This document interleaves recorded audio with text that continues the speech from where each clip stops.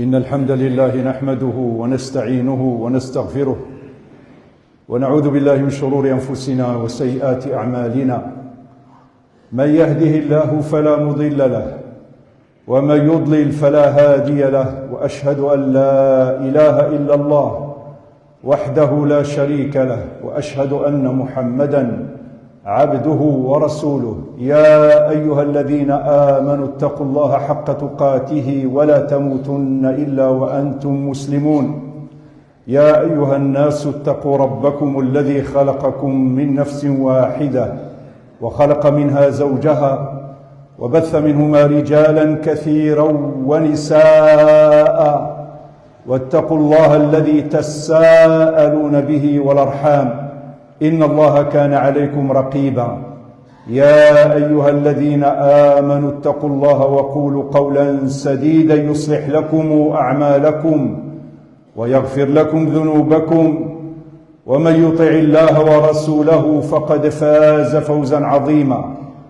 إن أصدق الحديث كتاب الله، وخير الهدى هدى محمد صلى الله عليه وسلم، وشر الأمور محدثاتها، وكل محدثة بدعة، وكل بدعة ضلالة، وكل ضلالة في النار. أما بعد، يبحث الإنسان عن وجوده في الحياة وعن معنى وجوده في الحياة. لماذا أوجده الله؟ أوجد الله الإنسان في هذه الحياة ليكون خليفة في الأرض يحسن عمارتها. أوجده لعبادته، فقال عز وجل: وما خلقت الجن والإنس إلا ليعبدون ما أريد منهم من رزق وما أريد أن يطعمون إن الله هو الرزاق ذو القوة المتين. خلق الله الإنسان لعبادته، وإذا نظر الإنسان في حقيقته فإن كماله في ثلاثة أمور. كمال الإنسان في ثلاثة أمور. الأمر الأول علم يتعلمه. الأمر الثاني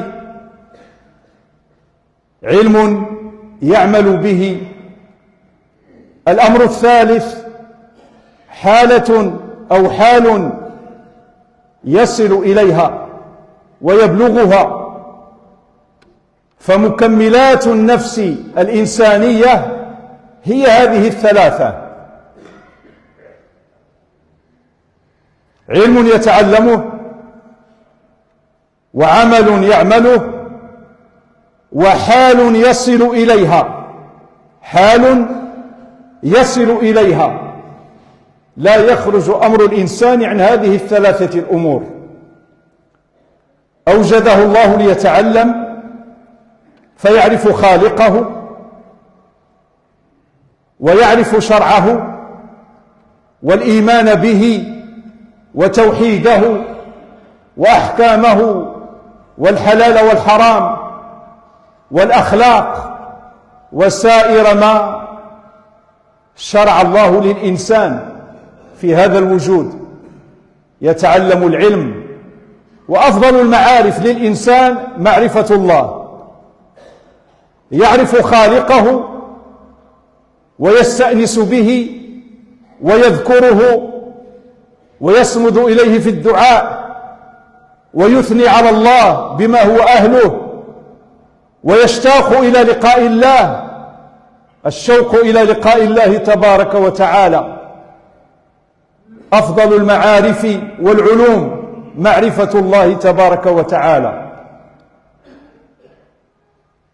وهنا العبد منا يكمل بهذه الأمور الثلاثة التي ذكرت. ثم إن الإنسان يجب أن يتأمل في نفسه ما هو الأنفع له في عمله. ما الذي هو أنفع لك؟ لا شك أن أمور الدين كلها نافعة للإنسان، لكن يوجد النافع ويوجد الأنفع، فكل إنسان يوجد في حقه نافع وأنفع. وسأضرب الأمثلة ليفهم الموضوع.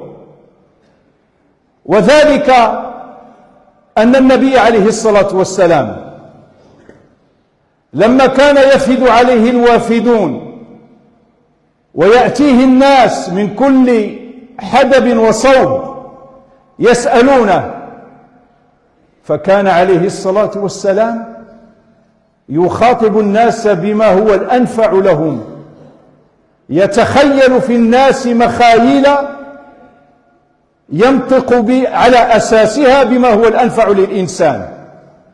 جاءه رجل فقال: أوصني يا رسول الله، فقال له: لا تغضب. وجاء رجل قال: أوصني يا رسول الله، قال: بر والديك. جاءه رجل قال: أوصني يا رسول الله، قال: أطعم الطعام واقرأ السلام على من عرفت ومن لم تعرف. وجاءه رجل فسأله فقال: يا عقبة، أمسك عليك لسانك وليسعك بيتك وابكي على خطيئتك. يا عقبة، أمسك عليك لسانك وليسعك بيتك عند الفتنة وابكي على خطيئتك، حاسب نفسك. لاحظنا أن المربي الأكبر والمعلم الأشرف الذي لم يوجد في الدنيا معلم أفضل منه ولا أشرف منه ولا أحسن منه، كان يعلم الناس ما هو الأنفع لهم وما هو الأليق بهم.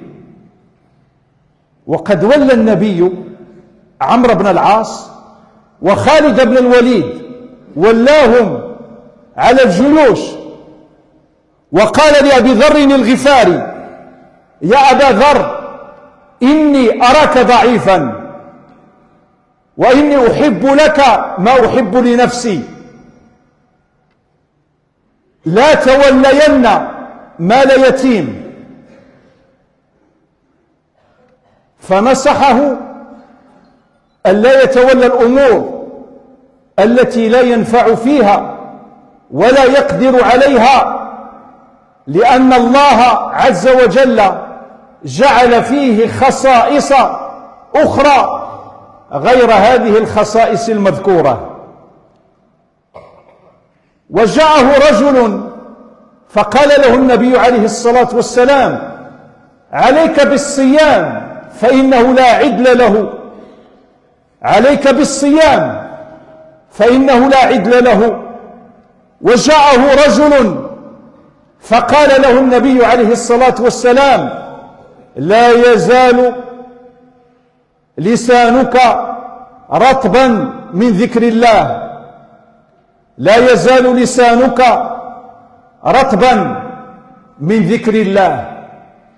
هنا قال العلماء: كل واحد يصلح له باب من أبواب العلم ومن أبواب الدين يجب أن يسارع إليه، وأنه أنفع له في دينه.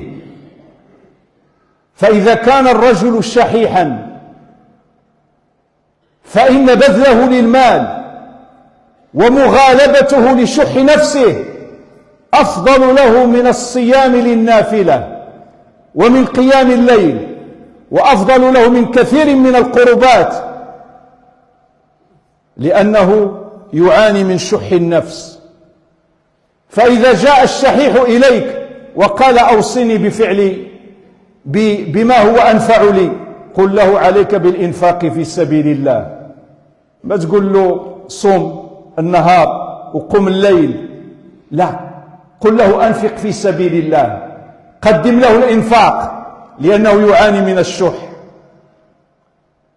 وإذا جاءك رجل شجاع يهاب العدو سطوته فإن هذا الشجاع قيامه في صف الجهاد وقتاله الكفار أولى له من الصيام والقيام والصدقات. ورجل عالم بالسنة وبالحلال والحرام وبالفقه في الدين تعليمه للناس ومخالطته للناس أفضل له من القيام والصيام والصدقات. هذا الباب أفضل له من القيام والصيام والصدقات. ولذلك قال أهل العلم: إذا قيل لنا أيهما أفضل، المال أو الماء، شنو اللي أفضل، الماء أو المال؟ فالجواب: ليس هو المال وليس هو الماء. الجواب الصحيح أن الماء أفضل في موضعه والمال أفضل في موضعه، فكل من الماء والمال أفضل في موضعه.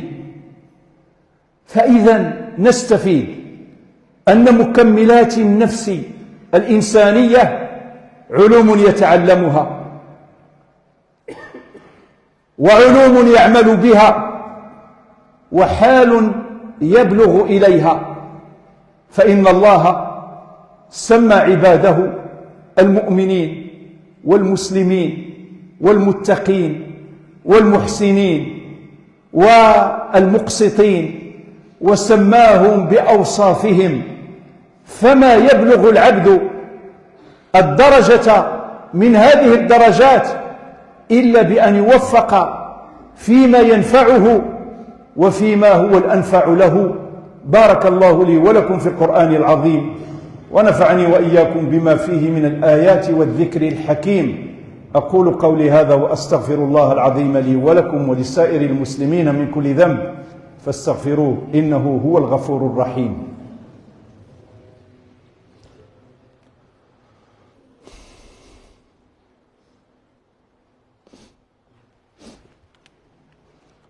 الحمد لله رب العالمين، والعاقبة للمتقين، ولا عدوان إلا على الظالمين، وأشهد أن لا إله إلا الله إله الأولين والآخرين وقيوم السماوات والأرضين، وأشهد أن محمدًا عبده ورسوله وصفيه وخليله وخيرته من خلقه صلى الله عليه وسلم وشرف وعظم، وعلى آله الطيبين الطاهرين وصحابته الغر الميامين.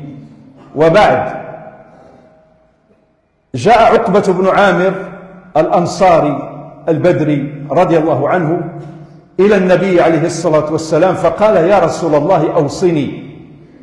قال: يا عقبة، أمسك عليك لسانك وليسعك بيتك وابكي على خطيئتك. جمل جامعة نبوية شريفة مقدارها عظيم عند الله، وقد جمعت لهذا السائل ما يفتقر إليه، فهي علوم يتعلمها ويعمل بها وتوصله إلى أحوال وأوصاف وإلى قيمة دينية عظيمة. أولها إمساك اللسان. أمسك عليك لسانك، لا تتكلم بلسانك فيما لا يحب الله، فإن اللسان هو على الإنسان رقيب، وهو لجام الإنسان، فإذا فقد لجامه انطلق اللسان فيما لا يحب الله عز وجل. فلسان الفتى حتف الفتى حين يجهل، وكل امرئ ما بين فكيه مقتل. عليك أن تصون لسانك. وقد قال عليه الصلاة والسلام لمعاذ بن جبل: وهل يكب الناس على وجوههم في جهنم إلا حصائد ألسنتهم؟ صن لسانك عن الكذب، صن لسانك عن البهتان، صن لسانك عن الغيبة والنميمة، وعن اتهام الأعراض بغير حق، صن لسانك عما لا يعنيك، لا تتدخل فيما لا يعنيك، فإن الحكمة تقول من حسن إسلام المرء تركه ما لا يعنيه. يا عقبة أمسك عليك لسانك وليسعك بيتك، إذا كانت الفتنة عليك أن تعتزل. والعزلة قسمان: عزلة كلية عند الفتن العظيمة، وعزلة نسبية يعتزل الإنسان من لا ينفعه في دينه ولا في دنياه. لا تصاحب إلا مؤمنا، ولا يأكل طعامك إلا تقي، وابكي على خطيئتك. هذه محاسبة النفس. الكيس من دان نفسه وعمل لما بعد الموت، والعاجز من أتبع نفسه هواها وتمنى على الله الأماني. فمحاسبة النفس من أفضل شيء للإنسان، وهي التي ترقي الإنسان في المراقي العالية، لأنه دائما محاسب لنفسه، يقول لها: لم فعلت، ولم تركت، ولم قلت، ولم لم تقولي. فمن وفق إلى محاسبة النفس وفق إلى إصلاح نفسه. بارك الله لي ولكم في القرآن العظيم، ونفعني وإياكم بما فيه من الآيات والذكر الحكيم. اللهم آمنا في أوطاننا، اللهم آمنا في أوطاننا، اللهم آمنا في أوطاننا. اللهم انصر عبدك الخاضع لعزك وجلالك أمير المؤمنين محمدا السادس. اللهم انصره نصرا تعز به الدين وتحمي به بيضة المسلمين، واحفظه في ولي عهده، وارزقه البطانة الصالحة التي تدله على الخير، واجعل بلدنا هذا بلدا آمنا مطمئنا رخاء، وسائر بلاد المسلمين. وصلى الله وسلم وبارك على نبينا محمد وعلى آله وصحبه أجمعين.